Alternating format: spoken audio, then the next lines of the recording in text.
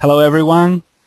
Good afternoon, good morning for some of you on the West Coast. Well, we are going to start with our webinar telling all about merge recursive, which, as you know, is a very advanced merge algorithm that we use and also Git uses. So it's very well known. Well, feel free to ask questions. You can raise your hands. I'm here with Mano Lucio, with some of you, which some of you know already, because it's the support manager, and also as he wants to, well, he likes to call himself the ambassador of Plastic SCM, right? So he's here ready to answer any questions. So Mano, you can say hello, so everyone knows you are there. Hi there. And also maybe type just anyone wants to ask anything through the chat, or they can raise their hands and so on, right? So, okay, well, we're going to start a very interesting trip through some of the well-known merge scenarios, right? So let's go. Let's start with a very simple merge, which is what I'm going to use to start illustrating the process we're going to be working on today. Well, look at this. This is a branch, the main branch. We have another branch here, and just a few chain sets named starting from 0 to 3. So suppose in this case we want to merge the branch here in chain set number 2 against this one to create this result. Okay, what I want to explain here is how we call the contributors of the merge, right? In this case it's very simple, because in fact 3 will be exactly the same as 2, because there are no conflicts in between, right? So when you commit this merge, 3 and 2 will be equivalent. In fact, in Git, for instance, 2 will be marked as being on main, so it will be like a same chain set on 2 branches, something that can't actually happen in Plastic SCM, so we always create 1, right? Okay, let's go to a slightly more complicated one. Suppose this new scenario. You want to merge from 2 to 3, right? But now between 1 and 3, well, in the path of the merge you have a new chain set, right? So it's not just copying, you actually have to merge 2 and 3 in order to create number 4. So let's go through the contributors of the merge. Well, we have the base, how things were before you started working in parallel. You have the destination, or yours. It depends on what you're used to. I always call it destination, but a lot of people will call it yours. And then we have theirs, what you are merging from to create number 4, which is also known as source. I prefer to always call it source, and here destination, then the base, also well known as the common ancestor. And this is how a merge goes, right? You want to merge 2 and 3 to create number 4. So you have to consider these 2 plus the ancestor or the base. And I'm going to explain why you need the ancestor, because most of the merge process is going to be about finding the right ancestor. And this has a lot to do with what recursive merge is all about. Okay, let's go back in time and let's try to check what 2-way versus 3-way merge is. Okay, suppose we're still in the same case and we want to merge 2 and 3. We change on both the file called bar.c, right? So suppose these are the contents of these 2 files. I'm not looking into the code, of course, just a little bit of the structure, right? So suppose in chain set number 3, your working copy, you have something like this. And then in the other one, you have something like this. If you compare the 2, in order to do a merge, you will be doing what is known as a 2-way merge, meaning only 2 contributors are in a merge, right? Only 2 of them in a merge. Okay, if that happens, well, if you are a human, you can see and say, okay, you know, this guy here added this code. But let's look at it as a merge system.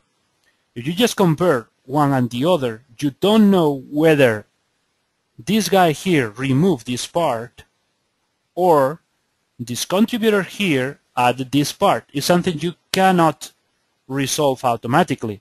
That's why the old way of doing merges, 2-way merge, and Subversion was very well known to do merges this way before, and also CVS, and you know, all the old systems used to do merge this way. That's why 2-way merge is a nightmare, because every single possible conflict must be manual, because the system cannot decide anything on automatically. Let's now take a look at three-way merge. What three-way merge is all about? Well, in three-way merge, you consider the base, how the file was before. So now it's possible to automate a lot of conflicts, because you are here, you compare with your parent, and then you added this part. The other guy didn't, so you can merge this automatically. You can just add this part to the result and you're done. No need to have a manual merge. It can be fully automatic thanks to three-way merge. Three-way merge is basically the kind of merge tool you will be using in any modern version control system, right? And we include one with Plastic SCM, which we call Xmerge. Semantic merge, that many of you have probably heard of, is our semantic merge tool based on code parsing and so on. It's also a three-way merge system and so on, right? Well, why I'm talking about three-way merge? Because the most important part in three-way merge, well, at least from the version control point of view, because then it will plug a merge tool, right, to actually solve the conflict between the three files. But what the version control system has to do is to be able to identify the base or the common ancestor. And finding the base can be very, very, very simple. In this case, what is the common ancestor of 3 and 2? It's very clear. It's obvious, right? It's number 1. No possible mistake here. But the common ancestor, in fact, is known as the nearest common ancestor, because you can have a situation like this one where merging is, extremely easy. But of course, you can have a situation like this one, and then finding the base is not so trivial anymore. You want to merge this one against this one to generate this result, and then you start walking the tree back, and then you find a path here, and then this path goes this way, and it seems this is also a common ancestor for this one here that you are trying to merge, so this is the base. If I don't consider these merge links, the common ancestor will be much, much far away, and the merge resolution will be probably a nightmare. That's why having a good system with a good algorithm to find the common ancestor is so important. Just to make it clear, Git does a very good job here. We do an even better job here with Plastic SCM, and some systems used to have problems, like Subversion had problems before, CBS is not able to calculate this, and then some other systems like, Perforce and some others also used to have problems in this area. Okay, so now we are, now it's a little bit clearer what the merge is all about, what finding the common ancestor is all about, so let's enter into the slightly more difficult part. Let's look at a situation like this one. This is a little bit forced just to make it shorter for the merge test scenario, right? But suppose that something like this happens. It's what we call a crisscross merge, right? Because when that happens, if you try to merge 15 and 16, you will find out that there is not a single common ancestor. There are actually two. 12 and 11 are common ancestor of 16 and 15 because they are at the same distance. When that happens, the situation gets a little bit more complicated, and that's why the merge recursive scenario is here, right? So let's go to a more realistic scenario, and I will try to explain you what it's all about. Well, Manu, you can try to help me if I get the people lost, right? Okay, I'll do.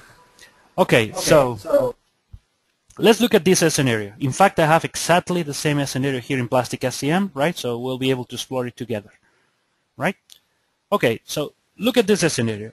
You want to merge 3 and 8, but then you start looking for ancestor, and you will find out that 4 and 5 are exactly the same distance. In fact, let me do this with a Plastic SCM.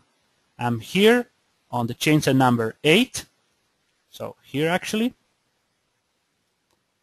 and I will merge from number 7. which is actually this one. Actually, the graphics are exactly the same here. So right-click, merge from this branch, and then I will go to a very interesting feature here in Plastic SCM, which is called Explain Merge.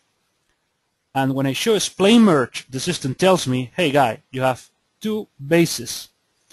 I bet most of you never found out a situation like this one, which so you are very lucky, right? But when that happens, the situation gets a little bit more complicated. I mean, it won't be complicated for the guys using Plastic SCM because it's going to be fully automatic, but I'm going to explain you what is going to happen under the hood. You have two contributors. So, which one should you choose? That's the question. What if you just choose one instead of the other one?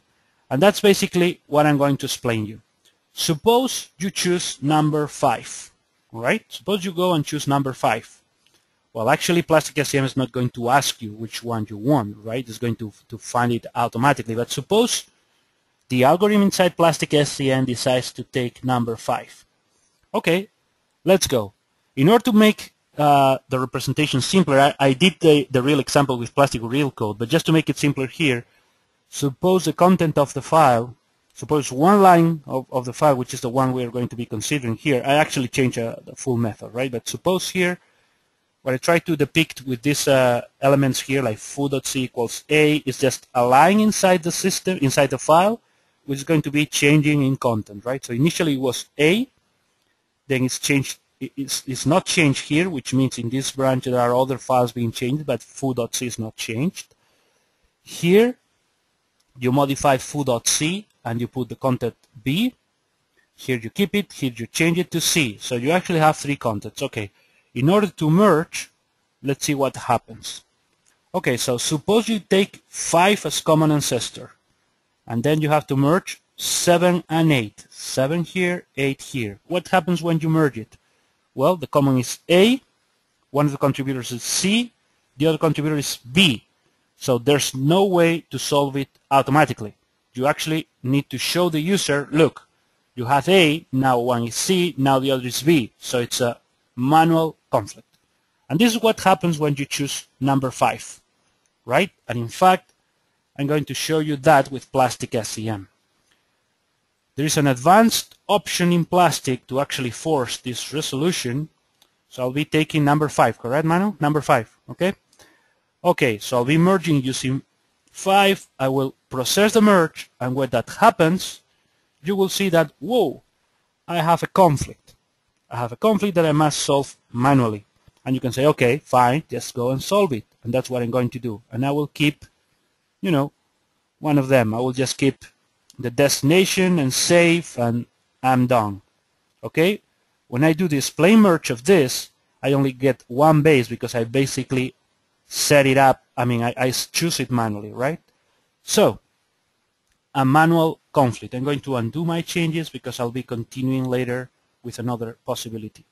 So, if I get ancestor number 5, I will end up with a manual merge. Okay, what happens if I choose number 4?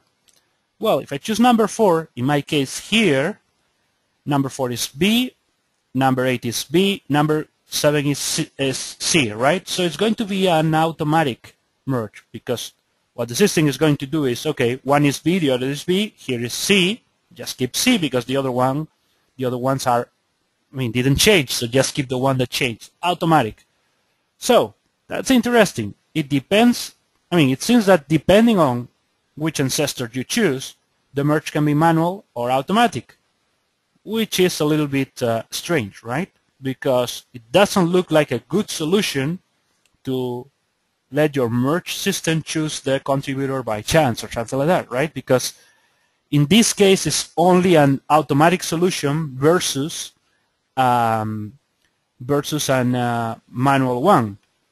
But as I described in our blog, right, and I can send you the posts later, as we do in the, well, as I explained in the blog, the situation can be worse, right? Because what can happen is that instead of just having a manual merge, you could have a wrong automatic merge, so the tool won't ask you. This is basically what happens with Mercurial. A lot of people ask us, okay, but Git and Mercurial are almost the same. How do you differentiate from them using Plastic? And I say no, Git and Mercurial are not the same because the Git merge system is much stronger. It's almost as strong as Plastic one, right? Mercurial will try to find one good common ancestor. So if it gets the wrong one, because there's no good way to choose the right one here, if it gets the wrong one, it will give you a wrong solution. And it can be an automatic wrong solution. So it won't ask you and just will get the wrong solution. Okay, you might think now, okay, how is the good way to solve this? And that's why we have an algorithm called recursive merge. Look at this scenario. We have crisscross. How it gets solved? Well, what the recursive merge does, and that's why it's called recursive, is it's going to merge the two ancestors, creating a new virtual common ancestor that will be used to merge with your actual contributors, right? I don't know if it sounds a little bit complicated now. Feel free to ask any questions, right? If you have any questions. Let me just go to a real scenario. Okay, let's go here. So we found that 4 and 5 are two contributors, and we only must have one. So what we do a virtual merge. What's a virtual merge is, okay, we're going to merge 4 and 5 with its common ancestor. And the common ancestor here is number 2. Okay, it's called recursive because it could happen that when you try to merge 4 and 5, you end up with another 2 common ancestors. Then you recursively try to find only one. Okay, let's look at the solution here. The solution here is that if you merge 4 and 5, you have to merge A, and B. So you will keep B, and it's going to be an automatic merge. Then you will use this virtual common ancestor as the ancestor for 8 and 7, which are the ones you wanted to merge in the first place. Okay, and then you will try to merge B with B, and in the other hand, in 7 you have C, so it's an automatic merge, and the right solution is number C.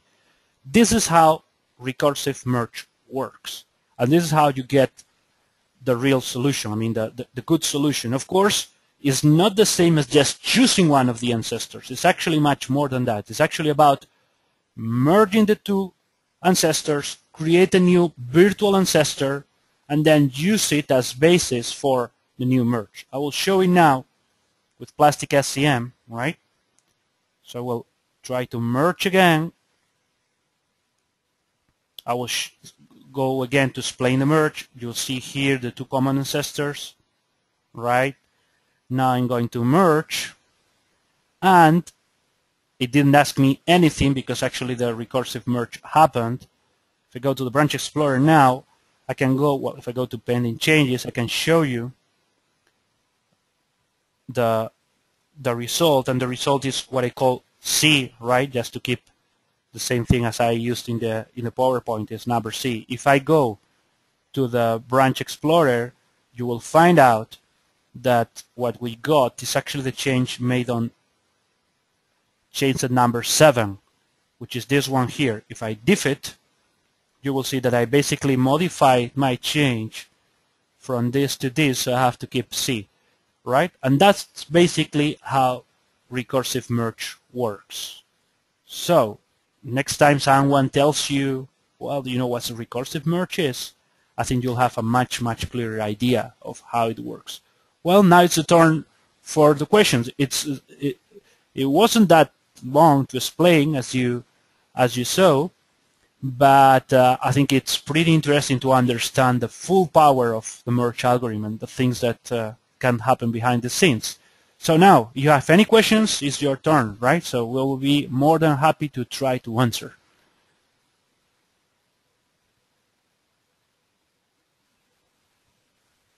You can write on the chat and ask questions. You can raise your hand, and maybe and Manu will unmute you so you can directly talk to us. And okay, that's all about it.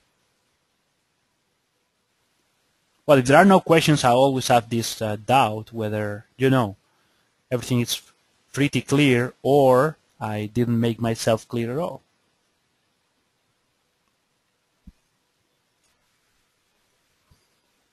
Okay? Well, guys, in case you don't have questions, that was all about semantic merge. All about recursive merge, right? And a little bit focused on semantic the last days. So what we will do is we recorded the entire presentation and we'll be uploading it to YouTube, right?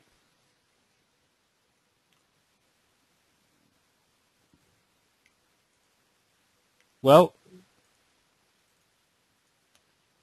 thank you very much, Dan, and thank you all for coming today. I hope you enjoyed the session, and you know you can reach both Manu and me online on Twitter.